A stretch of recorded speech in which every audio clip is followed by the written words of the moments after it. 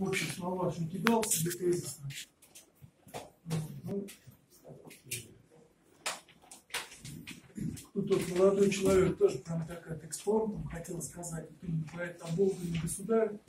Вот, в свое время я так, несмотря на то, что верующий, православный человек, я к Николаю относился, скажем так, с точки зрения именно коммунистической пропаганды.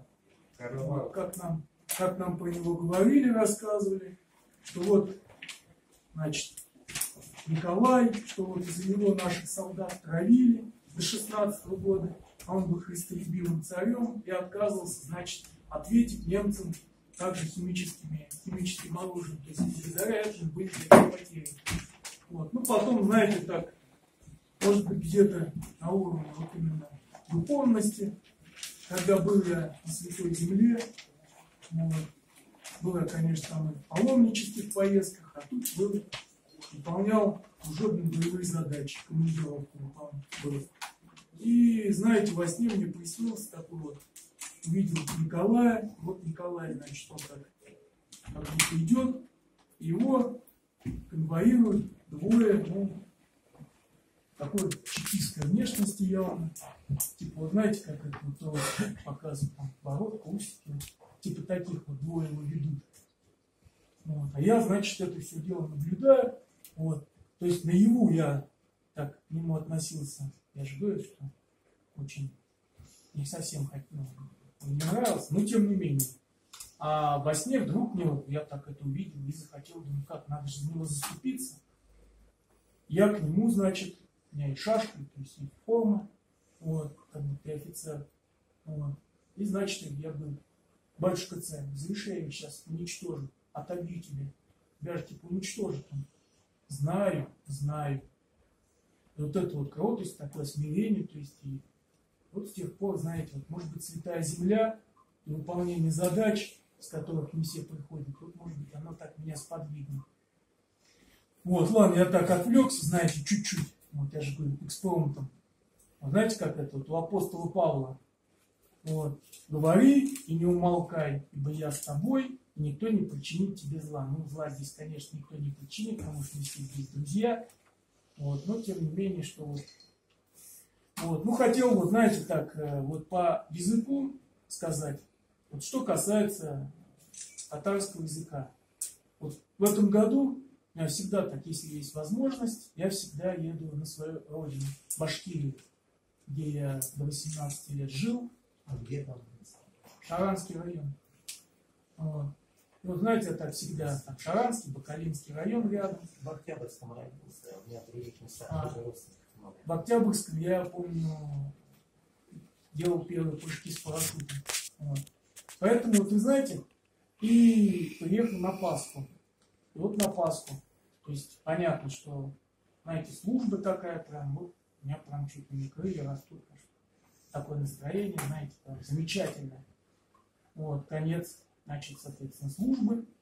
И, соответственно, поздравления. Выходит, значит, понятно, батюшка наш, вот, он по-русски, потом, значит, на украинском языке, вот, то есть он украинец. Потом, значит, следующее у нас было на чувашском языке, вот, то есть чувашей у нас следующий, ну, вот именно по численности. Потом марийцы, марийский язык. Потом, понимаю, греческий язык, то есть, да, я все прекрасно понимаю. Вот, все языки. Но даже английский язык был. Я так и не услышал татарского языка. Знаете, вот почему татарский язык? Потому что дело в том, что есть такой вот, ну, я, конечно, не буду, как говорится, провокатором и так далее, не буду говорить там. Вот. С ним мне так и не удалось потом с батюшкой поговорить, хотя очень такой хороший батюшка у нас, отец Василий. Вот. Но, тем не менее, вот я потом, не удалось мне. Потом я, когда общался уже с другими батюшками, мне сказали, что, оказывается, есть такой негласный приказ, что, типа, чтобы не проводили батюшки прозелитскую кампанию. То есть татарский язык в храмах запрещен. Но это что такое? То есть это, знаете, половина храма, там татары. И вот мне, допустим, было бы приятно, знаете, вот как сегодня господин Борисов Фарид. Фарисович, да? да. Фарисович, вот. Он, знаете, он когда начал вот тут с нами здороваться, знаете, тут вот начал говорить речь свою. Я вот когда слышу татарскую речь, то мне приятно очень даже.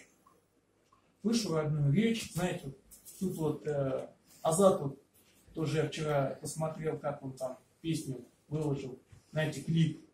То есть тут там, значит, и красивые места свои родные вижу. Мне, знаете, мне всегда как-то вот мед по душе.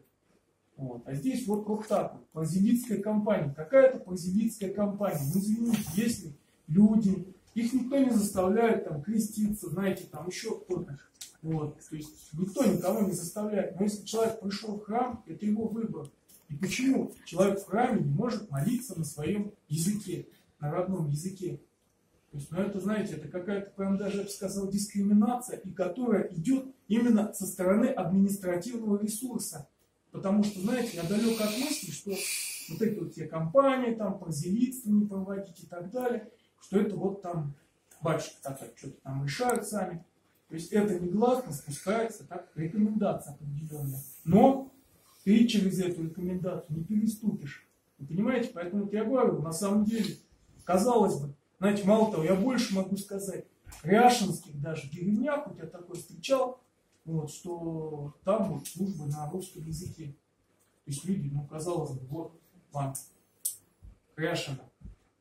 И у них разговаривают, знаете, на неродном для них языке. Ну как, русский родной для нас язык, потому что, знаете, что бы нам ни говорили, вот даже как Талгат Таджуддин в свое время, в далеком 2003 году, помните, как, может быть, после того, как США вторглись в Ирак, вот он когда там с саблей на центральной площади, в Уфе, вот он там что такое, Буш, знаете, Буш, что типа пустышка, понимаете, вот он, значит, с саблей там, мы, мусульмане, матушки Святой Руси.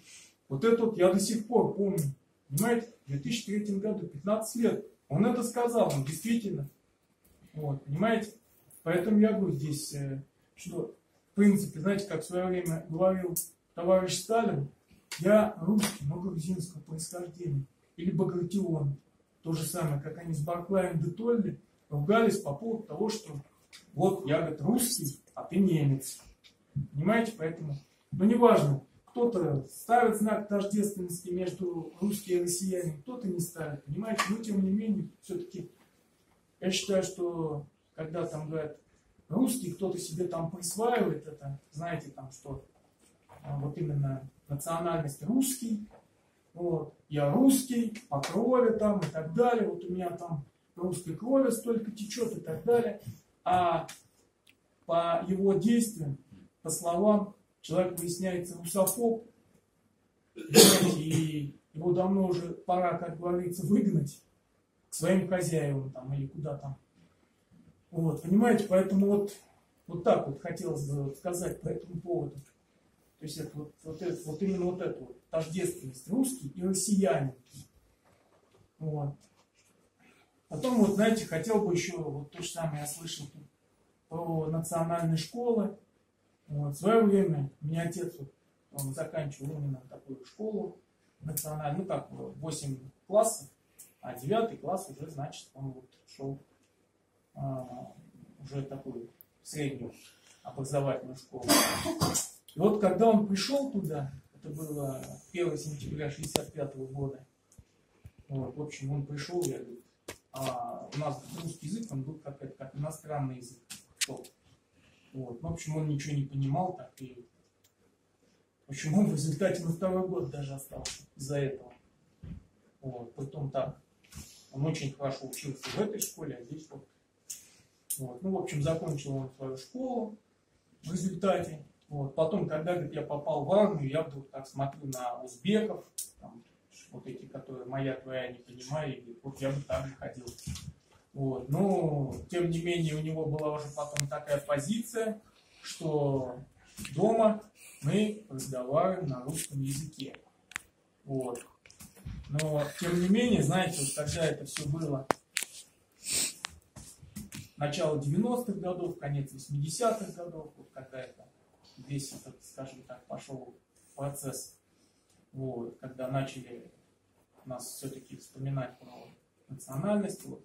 Понимаете, вот на самом деле, вот что бы ни говорили нам насчет языков, вот я бы, если бы вот, сказали, что факультативно посещать занятия татарского языка, я бы, допустим, с удовольствием их посещал. Мало того, у нас в классе было 32 человека. Вот. Ну, где-то, наверное, половина из нас были татары. Вот. 50-60%, из которых вот, ну вот только человека 2-3, те, которые из деревень приехали, которые только владели, которые только разговаривали. То есть потом уже засели за учебники, сами начали изучать. Вот. То есть поэтому, ну, здесь я так могу сказать, что в принципе сейчас, что касается изучения вот именно татарского языка, татарский язык, он все-таки в школе. У нас должны родители как-то тоже собираться и, соответственно, решать, нужно или нет. Вот. Татары должны, вот именно родители должны выносить такое решение. Можно, конечно, к этому скептически относиться, вот, но, понимаете, у нас есть определенное количество часов, вот, и это количество часов, соответственно, должны решать кому, вот, кому что надо, соответственно. Понимаете, если большая часть, допустим, соберется, 90% родителей скажут, что хотим, чтобы вот у нас там был татарский язык. То есть это вот понятно. Вот. То есть пускай изучают в таком случае, с обязательным изучением. Вот. Поэтому я говорю, и знаете, тут, конечно, можно с этим, ну, со скепсисом определенным относиться, что вот там русский, к примеру. Вот вы знаете, со мной в командировке был вот молодой человек, вот, притом русский, православный, который по-татарски разговаривал лучше татар даже. То есть вот он именно вот он так разговаривал, и знаете, так это я тоже слушаю, я думаю, слушай, ты как хорошо разговариваешь. Да, и был татарин. Он такой, иной раз он ко мне даже, о чем сказал? Ну ты же татарин, тоже должен знать это, что он сказал. Вот, вы понимаете? Вот. И здесь вот тоже, если вспомнить, Толстой, насколько я знаю, Чехов, вот, ну Аксаков, это уж само собой. Вот, то есть, да. Свободно разговаривали на татар, в том числе на татарском языке. Вы понимаете? Или вот, допустим, то же самое, вот, вначале у нас сегодня было речи, вот, мы говорили про Куликовскую битву. Вот, Куликовская битва там. Вот Толстой на он на татарском языке, он именно скажет. Он, мало того, он даже, насколько я знаю, он в Башкирии даже был. кумыкский язык почти. Ну, вот, но я говорю, тем не менее, я говорю, а кумыкский язык он осваивал, когда он на Кавказе служил. Вот, потому что на самом деле тут поневоле я сам, когда был в командировках, я вот изучал языки, потому что там, что там араб говорит, ну хотя бы так в общих словах, чтобы понимать. Понимаете? Вот, а потом уже и начинаешь где-то разговаривать. Но, скажем так, ты столь же быстро изучаешь язык, сколько ты потом без практики его и забываешь. То есть ты его выучил, допустим, реально месяц, два, три, ты уже можешь что-то там говорить. Вот, но проходит также месяц, два, три после того, как ты уже перестал общаться, ты его также быстро забываешь. Вот. И знаете, что самое интересное? Куликовская битва, вот, тоже когда говорят там, к примеру, может, слышали такой казак Мамай? Вот на самом деле у казаков это считается вот именно как такой вот как герой национальный. Казак Мамай. Вы понимаете? Я забыл сказать об этом. Да. Казак Мамай. Это как раз от того Мамая. Да, и что самое интересное, когда Куликовская битва, да, вот я поэтому я так выполняю, Куликовская битва, вдруг мы смотрим, наблюдаем всякие литографии того времени, вот, ну, и вдруг мы видим, что с одной стороны идут люди, лики, образа, и с другой стороны. То есть, понимаете, здесь фактически, вот когда говорят там татаро-монгольская ига, вот, что вот оно ига, ну вот правильно говорят, что его, что, скажем так, этот термин убирают отовсюду. Вот. Не было этого ига. А было войско, соответственно. И мало того, вот эти вот, как так называемые татарские набеги, вот, допустим, тот же самый Кондратий Булавин, вот возьмем, ну вот самых наших известных бунтовщиков, вот, Степан Разин, Емельян Пугачев, они также и свободно разговаривали на татарском языке. Вот. А почему? Потому что у них большая часть их войска были, соответственно, разговаривали на татарском языке. То есть то, что мы сейчас говорим татары, вот, раньше это вот было, ну, мы все разговаривали на татарском языке, понимаете? И казаки, соответственно, казаки и татары, это вот практически было тоже знак тождественный. Только знаете, когда казак решил, соответственно, идти в набег, да, все, я закругляюсь. Вот, когда он шел в набег, то есть он вот такой, он пошел в набег на город, вот он татарин. Другой раз, когда он, допустим, уже совершает какое-то там полезное дело, типа взятие Азова, он уже казак. Понимаете? Поэтому вот, и здесь на самом деле мы один народ. Мы один народ. То есть не надо проводить эти вот аналогии, там, тут татары, тут русские. Мы один народ. Единый народ. Просто тут где-то больше, как говорится, одного вероисповедания, где-то больше другого вероисповедания. Где-то секретарь.